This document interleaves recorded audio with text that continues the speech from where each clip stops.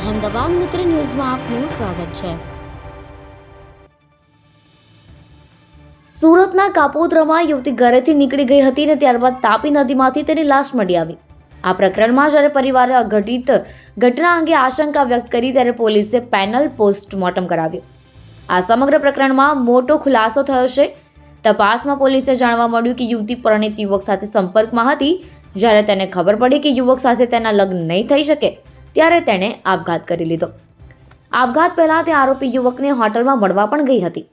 પોલીસે આરોપી વિરુદ્ધ આપઘાતની દુષ્પ્રેરણાનો ગુનો નોંધ્યો છે અને તેના મિત્રની પણ સાથે ધરપકડ કરી છે। યુવતી કાના પરમાર નામના યુવક સાથે સંપર્કમાં હતી। બંને વચ્ચે પ્રેમ સંબંધો હતા, પરંતુ કાના પરમાર પરિણીત હતો। બંને ઘણા મહિનાઓથી એકબીજાને મળતા હતા। આપઘાત પહેલા પણ યુવતી કાના પરમારને મળવા માટે ગઈ હતી, જે હોટલમાં કાના હાઉસકીપર તરીકે નોકરી કરે છે। બંને 1 થી 1.5 કલાક સુધી હોટલમાં હતા, જ્યાં કાના પરમારનો મિત્ર રોહિત ગુમાડિયા પણ હાજર હતો। હોટલમાંથી નીકળી યુવતીએ તાપી નદીમાં ઝંપલાવી જીવન ટૂંકાવ્યું હતું।